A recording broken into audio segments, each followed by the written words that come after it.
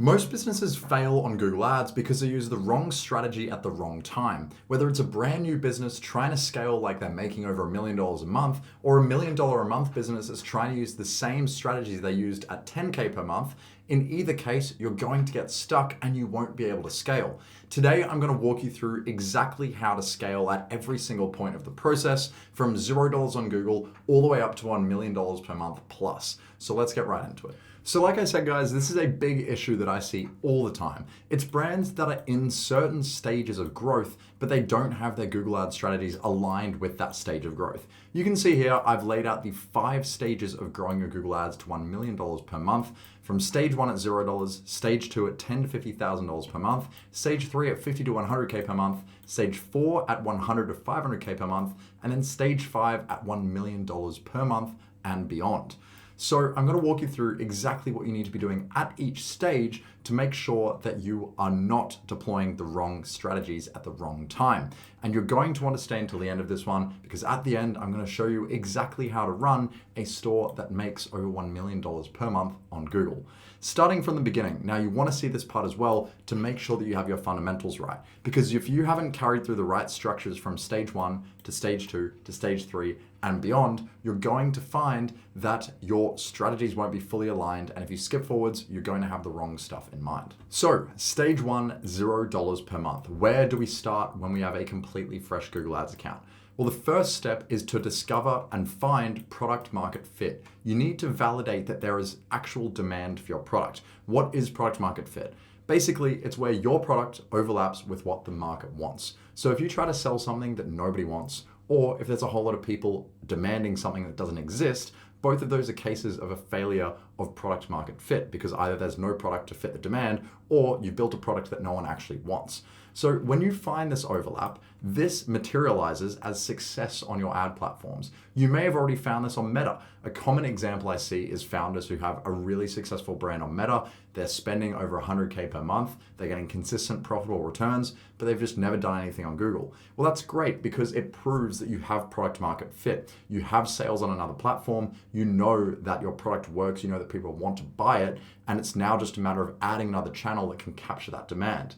Or you could be in a position where you haven't validated your product yet. Now, if you haven't validated your product yet, it's going to be a little bit more tricky and you have to approach it more carefully to make sure that you don't waste money trying to sell a product that nobody wants to buy. Now, in both cases, you're going to want to start with the same structure on Google, because even if you validated your market on Meta, you still want to validate that you have buyers on Google that you can acquire at a profitable rate. So the very first step in phase 1 is using low budget testing campaigns. So this will only be search and shopping campaigns. When you're a fresh account, you don't want to use anything except search and shopping. These are the 2 most fundamental campaign types. They're the most controllable campaign types. They're the ones that you can really clearly tell Google who to target, who to show your ads to, tighten down your targeting to make sure you're not showing ads everywhere. Because if you start with, for example, a single PMax campaign, you're going to target absolutely everyone and Google's going to go absolutely crazy and it's going to target the wrong people and you're not going to get a profitable return. But if you start with very ultra high intent targeting, as you can see here, ultra high intent targeting on search and shopping campaigns, then what you will find is that you have a much better chance of success. Let me just fix this up so we can do some annotation here. Here we go. Ultra high intent targeting. Now, how do you run ultra high intent targeting search and shopping campaigns? Search campaigns, they're going to be exact match campaigns. So basically, you're just going to be targeting using square brackets for exact match terms of the product or problem that you're solving, right? So let's say, for example, you sell frying pans. You want a campaign with an ad group that has 3 to 5 exact match keywords that are just frying pans for sale, titanium frying pans, whatever your USP may be, and just really targeting that bottom of funnel high intent traffic to try and get sales. Shopping is the exact same case. What you want to do in this case is create a shopping campaign. Make sure you have highly optimized Google Merchant Center listings that show clearly your product title, your product description, high quality images, and then run that on a shopping campaign. In both of these cases, I would typically recommend excluding branded traffic. These should both be non-branded campaigns. Now, if you're a completely fresh brand with no sales anywhere, you won't have to worry about branded traffic. But if you are an established brand, you're already getting sales on Meta, on other platforms, you want to make sure you're excluding branded traffic. You do this by using negative keywords, and those negative keywords basically cut out any traffic searching for your brand name. So negative keywords for the brand name in particular. And the purpose of this stage is just to identify if you can run profitably on Google. So you want to run these campaigns to see if you can get profitable returns from search and shopping.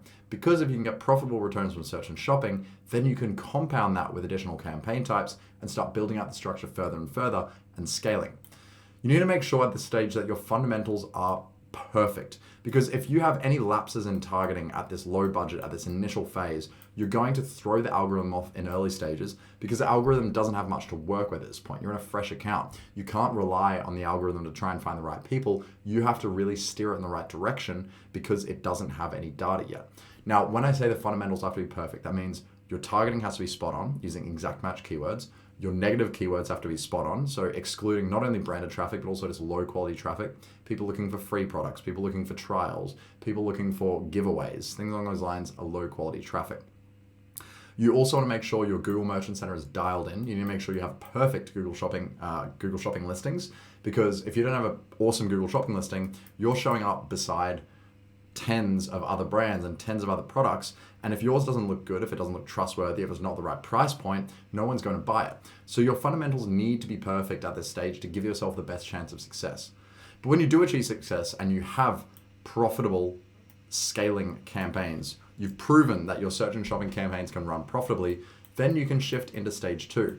This is probably where you'll be making 10 to 50K per month on Google, or spending even 10 to 50K per month on Google. And this is sort of the point where a lot of people do reach a plateau. They use the initial fundamental strategies with a solid product to get to 10 to 50K a month in ad spend or revenue, and then they kind of get stuck.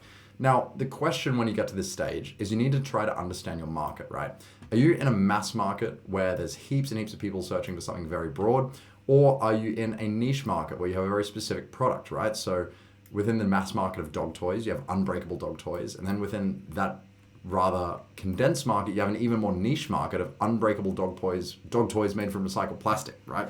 So several USPs layered on here. Now, there are some brands, I will be honest, that won't ever scale past this level of spend because they simply don't have the market demand for it. If you run a very niche product like unbreakable dog toys made from recycled plastic and that's it, you don't do anything else, then you're not going to be able to expand as far as something that has a broader catalog. It gives you an initial advantage because you can capture the people looking for these very specific products and market to them very effectively. But once you reach kind of your limit with them, it's very hard to expand beyond it. So the goal is really just to scale the fundamental campaigns as far as you can and as far as your profitability will allow. And you should also introduce PMax at this stage in most cases. So if you're spending 10 to 50K a month, you can definitely introduce PMax, right? You want search, shopping, and PMax as your three primary campaign types. Search, if you're a service-based business, will make up the vast majority of your traffic. Shopping, if you are a e-com brand, will make up the vast majority of your traffic, and search will just clean up the additional traffic. And then PMax, in both cases, should act as a remarketing mechanism to basically clean up any sales that haven't come through on the first click. So it can remarket to them across the display network, across YouTube, and it can also try to retarget people in shopping listings and search listings at opportune times. Now at this point, you also want to consider brand protection. So we're going to imagine that this is a brand new company, you're only running on Google, not running on anything else, and you've just scaled to 10K per month in spend. Great job, you're doing very, very well. Now, at this point, you need to make sure that you're protecting your brand name because you probably have some competitors out there who've caught on and they've realized that you're generating revenue on Google. What they're going to do is they're going to bid on your brand name and they're going to start trying to steal the traffic when people are searching for you. So you need to make sure you have a branded campaign in place, branded search and branded shopping. You can do both of these you can do branded search by using exact match targeting on brand keywords and branded shopping by running a specific branded exclusion script. But you want to make sure you're protecting your brand from these competitors trying to steal your traffic. And you also want to expand your targeting, right? Like I said, if you're really niche, if you're just selling unbreakable dog toys made from recycled plastic, there's only so far that you can expand broadly. But if you're a broader company, let's say, for example, you just sell pillows, then you can expand very broad, right? You can go into middle of funnel campaigns, so things that are more basically more general demand, rather than trying to sell a, feather, allergen-free 20 centimeter by 20 centimeter pillow. You're now just selling rather feather pillows, right? And then the top of funnel is really a lot broader, which is just pretty much pillows, or even something like someone searching for neck pain in particular. That's very, very top of funnel, right? But the goal is to go broader, right? So instead of using exact match keywords at this point, you may start using phrase match, or you may start even using broad match, depending on how much data you have. If you have really good data, you have consistent conversions coming in, you can switch to broad match and start testing it. But in most cases, I just recommend transitioning to phrase match at this point and trying to get as many phrase match keywords as you can, and potentially trying to optimize your shopping listings so you can gather a little bit more traffic. Putting a few more potential trigger words and keywords in your descriptions, in your product data, to hit more listings. How niche is your market? Like I said, there are some markets that are just naturally capped out. If you have a very specific product for a very specific person, you can only scale to a certain point. But if you expand with additional offerings, that allows you to expand further, right? Which I'll mention in a moment. The whole goal of this stage is to figure out how far you can scale before your unit economics start breaking. So is it at 10K per month that you start seeing a declining ROAS? Is it at 50K per month you start seeing a declining ROAS? What's the point where your ROAS goes below break even, or it starts being unsustainable for you? That's what you need to try and figure out in this stage. Now, stage 3 is where it gets pretty serious. This is when you're spending 50 to 100K per month on Google, or generating 50K to 100K per month in revenue, right? You need to understand at this stage the multiple stages of customer awareness. Now, there are 5 stages of customer awareness here: unaware, problem aware, solution aware, product aware, and most aware, right? Most aware is branded traffic. These people who know about your brand, they're ready to buy from you. They're literally Googling your name, ready to make a purchase. Product aware is someone who knows about the product you sell, but they aren't necessarily going to buy from your brand, but they want to buy the product, they just haven't decided who they're buying it from yet. Solution aware is someone who knows there is a solution to the problem they're having, but they don't know what the product is that'll solve that problem. Problem aware is someone who knows they have a problem, but they don't know there's a solution. And then unaware is just someone who's never even thought about it, right? So let's think of this from the perspective of like a gut health supplement. Unaware is someone who has no idea that you can even buy supplements for gut health, has no idea that gut health even matters. They've never been concerned about gut health in their life.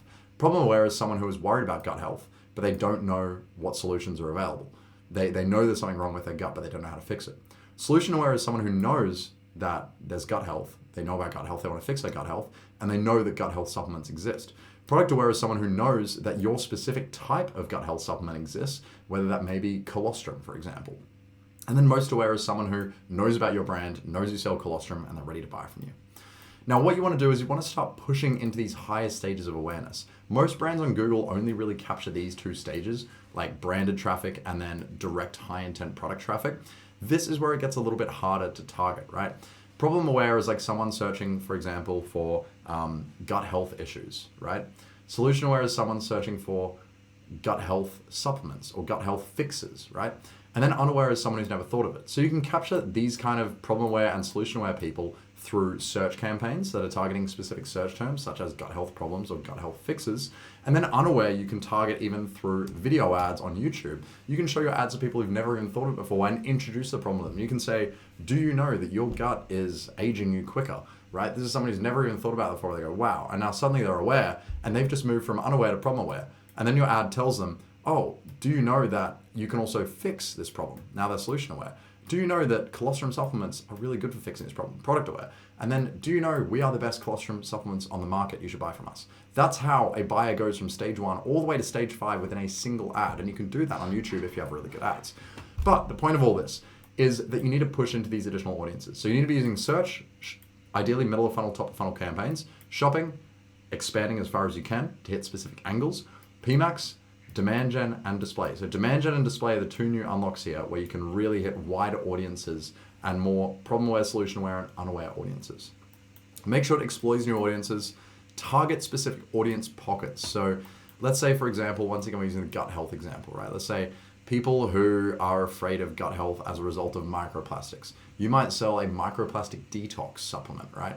So you want to target these specific audience pockets with your supplement. So let's say colostrum has a range of benefits, but it can also detox microplastics. I don't know if that's true. Let's say it can. You want to create specific campaigns, specific landing pages that are tailored towards these audience pockets. I'll get into that in a moment. You want to find new offers and angles as well. So like I said, if you're capping out, if you're just getting stuck in your market because your market seems too small and you've already saturated all your buyers, I will say you probably haven't saturated them all. It's pretty hard to fully saturate your market. But if you have, you may need to be looking at new offers and angles to try and enter someone's mind from a different angle. Continue scaling into your proven angles as well. So if you have things that you know work, make sure to scale into them and push more spend into them. Now, I'm going to elaborate a little bit more on this new specific audience pockets in the next segment here, which is 100K to 500K per month. This is pretty serious on Google now. If you're doing this kind of revenue on Google, or if you're spending this much especially, you're definitely a big player in the space. And the goal of this scaling stage is to become the guy in the space. You want to be the one that everyone thinks about. This is what you're trying to become when you're at this point. You need to lean heavily into demand generation at this point, and you need to become the brand for your product. You need people to be seeing you everywhere. They need to see you on YouTube, they need to see you on Meta, they need to see you in search, in shopping, and display, in PMax, in their Gmail. You want to be absolutely everywhere. And that's why you have to run every single campaign type I've already mentioned, as well as alternate channels. If you're making this much on Google, you should definitely be running on Meta as well, but you probably are already running on Meta, so that's why it's only an aside here. If you aren't, you definitely should be. Shopping feed duplication. Now, this is a little bit of an expert strategy that you can run, where essentially you have your shopping listings, but what you do is you create additional duplicate listings that hit specific angles. So like I said before, if we're using the colostrum example, you may have one colostrum angle for microplastics, and then you have another one for, let's say, just like pregnancy. I believe that's another thing that's related to colostrum in some description, right? So what you want to do is for the microplastics, you want to create a specific shopping listing that targets this. So in the title of the listing, it may say microplastic detox, colostrum supplement. And then you want to create another shopping listing, which is pregnancy support, colostrum, right? So these are two of the same product, but they hit very separate pain points. And what that allows you to do is expand your targeting and enter different angles, different audiences, different types of people, and sell to them. And that's what I mentioned back here when I mentioned finding new offers and angles and targeting specific audience pockets. This is something you can do across both of these stages. Generally, I recommend starting it around here, testing with around here, and then leaning into it heavily more here. This is when you really have to lean into it heavily to actually grow. You need to be hitting specific pockets and being very specific with your targeting. Also creating landing pages for these people. So creating landing pages specific for it. You might have a microplastics landing page, a pregnancy landing page, and all of your ads for each of these angles and offers goes towards the specific landing page. Become omnipresent. Like I said before, you need to be everywhere. You need to be on Meta, you need to be on YouTube, you need to be on Snapchat, you need to be on TikTok, you need to be absolutely everywhere that people exist, that your audience exists. So do not write off one channel for another. Do not try and just double down on one channel more and more and more. If you're seeing diminishing returns, you're probably going to get better returns from opening up a new channel. Keep testing on new angles. So you need to constantly be testing here to find the angles that work well for you. You may find that microplastics gets a 4x ROAS for you, while pregnancy only gets a 2x, right? Double down on this microplastics angle. Run more ads for it. Run more offers, more angles, more different creatives, more landing pages, all this good stuff, right? And that's what I mean by doubling down on winners, right? But keep testing for new angles, double down on more winners, and then assert market dominance. That's the goal. You want to be known as the brand in your space. For me, I want to be known as the guy in Google Ads, the one who is the best at Google Ads in the world, right? That's what I'm trying to do, assert market dominance. But it's different for you econ guys. You need to be running different types of ads, and you still want to assert market dominance though. That is always the goal. Once you've done that, you should be hitting over $1 million a month. At this point on Google Ads, you should be making over $1 million a month if you have established market dominance.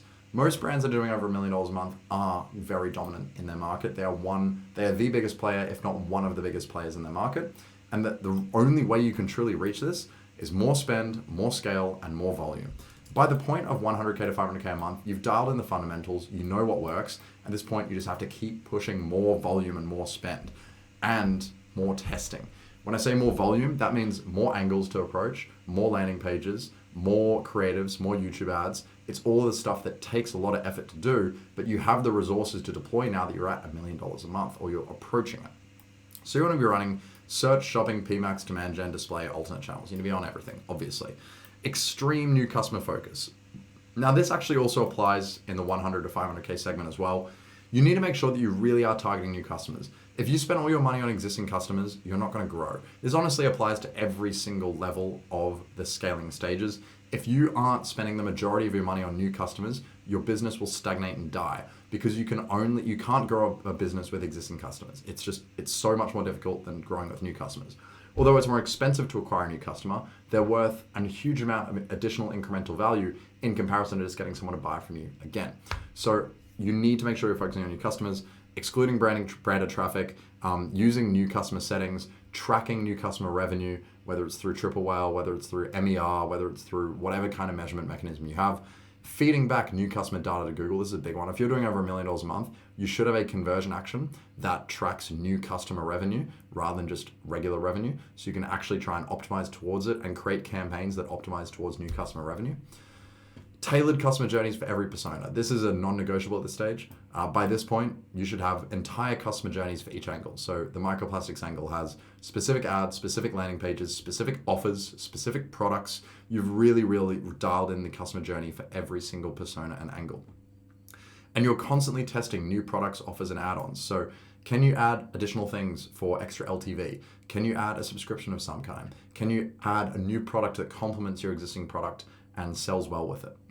And then extreme creative volume. As everyone knows, nowadays the meta, I guess you could say, or the biggest lever for growing on D2C and growing just online e-commerce brands in general is creative output. The more creative you can do at a high quality, the more volume of high quality creative you can put out, the more success you will achieve. If you go on the ad library of any high performing D2C brand, they will have thousands and thousands of creatives running across every platform. You need to establish a system that can produce consistent high quality creative at very high volume if you want to hit these kinds of numbers. Now, I know that may sound a little bit overwhelming, but this is all a process, right? This is all a journey. No one gets to $1 million a month overnight, and if they do, it's certainly not sustainable. But if you've looked at all this and you've gone, wow, this is really helpful, but I don't know how I'm going to roll it out on Google, you've come to the right place. Feel free to book a call with me down below if you're already making over $100,000 a month in revenue with your brand, no matter what channel you're on.